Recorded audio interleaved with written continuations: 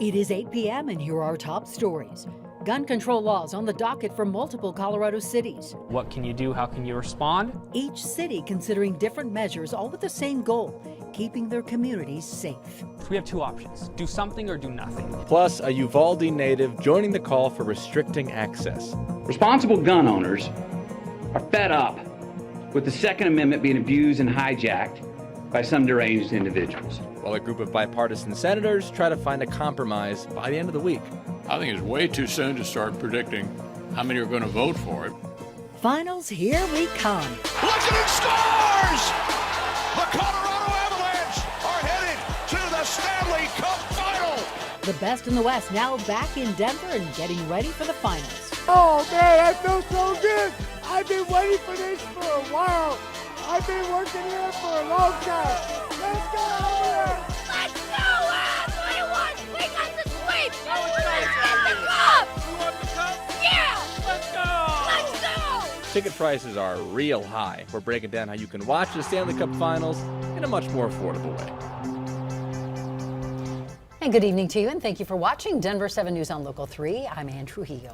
I'm Danny New. As lawmakers in D.C. continue their debate on gun control measures, it's unclear which, if any, will pass at the federal level. Many cities throughout Colorado are taking matters into their own hands and passing ordinances at the local level, including Boulder. A public hearing with the Boulder City Council is happening as we speak. Denver 7's Rob Harris has been listening in on the public response. Rob? Yes, the Boulder City Council is considering many new gun control measures tonight.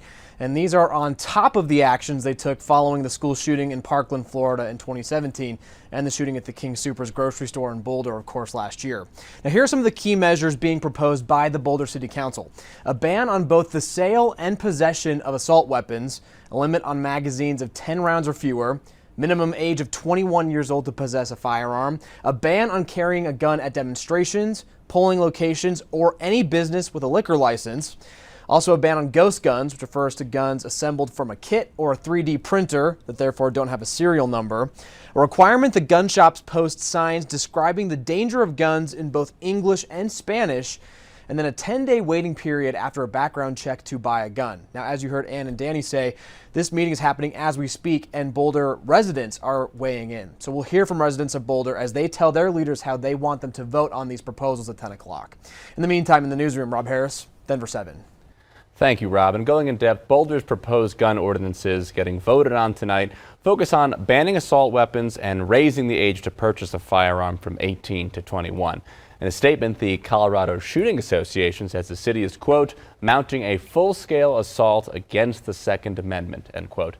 The association is encouraging people to sign up to speak at tonight's meeting and that, quote, together we can defend our rights. 3 other local cities are set to vote on gun ordinances this evening. In Lafayette, City Council is considering 4 changes.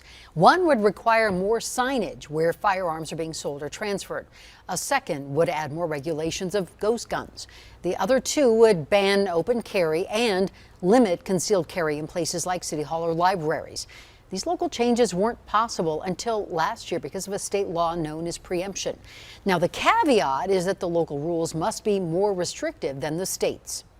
Let me make one thing very clear. We would still like the state to take action because in terms of effectiveness in enforcement, that is where we believe it can be maximized, is at the state level.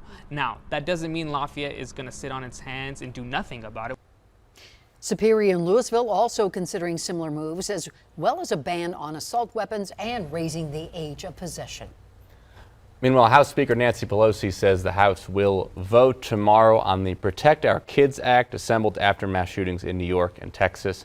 And today, actor Matthew McConaughey delivered an impassioned speech at the White House calling for lawmakers to, quote, reach a higher ground.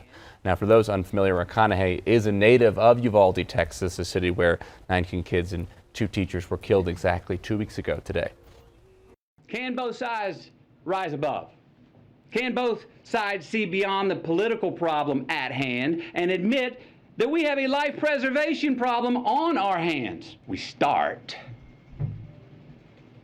by making the loss of these lives matter. In Congress, Senate Minority Leader Mitch McConnell told reporters today that it's too soon to know if an agreement on gun legislation will be made between Democrat and Republican lawmakers. Meanwhile, the White House says the president is still optimistic. All right, let's talk weather because we saw some tornado warnings in northeastern Colorado this evening. A National Weather Service meteorologist took this picture showing a system that produced a brief funnel cloud near Sedgwick. The National Weather Service also reported a tornado northwest of Las Animas in Fort Lyon. And meanwhile, a mild evening in Denver tonight, but we're keeping an eye on some tricky conditions possibly tomorrow. Chief Meteorologist Mike Nelson joins us now. And Mike, those warnings now expiring, right? Mostly they're expired. A few still linger out on the eastern plains. And look at this beauty. This is from our Viero camera up in Fort Morgan.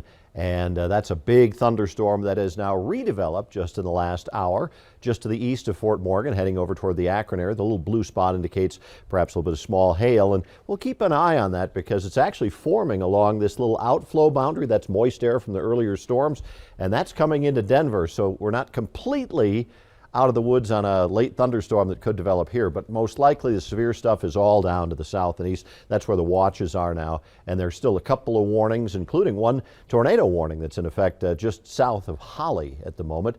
Radar indicated, so it's a rotating thunderstorm that perhaps is not producing a tornado right now, and it's out over fairly open country. Isolated storms will be ending, partly cloudy overnight, dry weather for Wednesday, and hot and dry weather coming up for the weekend. Held back from McCarr, lets it go, tipped on, rebound, score!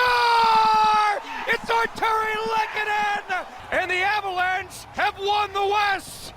I think we were all screaming at that exact moment.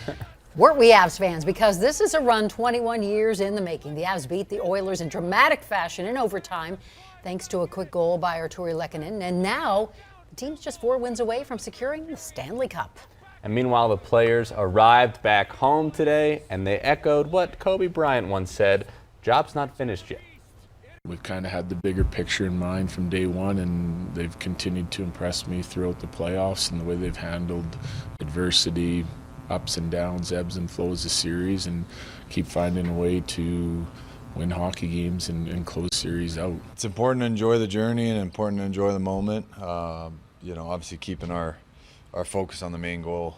We all know what that is. So, I'm proud of the group and proud of what we've done so far, but we're not done. And naturally, whenever the next round finally begins, a lot of you, understandably, are going to want to be there at Ball Arena, my co-anchor included. In fact, tickets are already on sale. And if you're in the market, just be ready to pay a whole lot of money. Denver 7's CB Cotton is joining us live from Ball Arena. And CB, lifelong Avs fans are questioning how and if they can even afford a finals game. Danny, and that's right. Games for the Stanley Cup Finals will cost fans a lot more than the ones during the Western Conference Finals. So all of us are going to have to decide whether or not to shell out this money or watch the finals from our favorite sports bar or even the comfort of our own home. And today we talked to Dave Maxwell. He considers himself an Avs super fan, and he tells us he's watched Colorado hockey since the 70s. Back then, the state's NHL team was the Colorado Rockies, and he's even got memorabilia from that era. In 1995, when the Avs first came to Colorado, he was immediately hooked. This postseason, he's gone to 1 game in each series. But this week, when he checked prices for the Stanley Cup Finals, he couldn't believe what he saw. The least expensive seat for games 1 through 3 in the finals is $832. And then if there's a game 7, that went up to $1,029. And that's for the people who've been season ticket holders or partial season ticket holders. And my 2 partners, they've been priced out also. Those prices, sheesh, definitely not cheap. But Dave Maxwell, the man you just heard from, he says he's going to pay up because for him, this is a once-in-a-lifetime opportunity. He just wishes it was one that more people could afford. Now, today I reached out to the city of Denver to see whether or not they're going to create a large viewing space somewhere here downtown for fans to watch the finals games. And they tell us they are in the process of planning some activities, but they couldn't comment with more details at this time. So something to look out for and something to be very, very excited about. We're going to have much more coming up on Denver 7 News at 10. For now, reporting live for Denver 7 News on Local 3, I'm CB Cotton. Thank you, CB. $800. Oh my gosh. Probably a lot more expensive than the last time the Avs were in the finals back in 2001. Since I'm from New Jersey, I can confirm they beat the Devils in 7 games for their second Stanley Cup that year. As you may remember, and as you can see, tens of thousands came out to downtown Denver for the championship parade. And here's to hoping that there's more where that came from. And I was at that parade. It was fun. Of course, it's still too early to tell when the Avs will take the ice next, and what we do know is their opponent will either be the New York Rangers or the Tampa Bay Lightning. The Rangers currently lead that series 2-1, and the Avs, they won both their games against both teams during the regular season, so good sign, right? No matter who the Avs play or when, you will be able to watch the Stanley Cup Finals right here on Denver 7. It will be free. Sports anchor Troy Rank will have more reaction from the Avs coming up in about 10 minutes.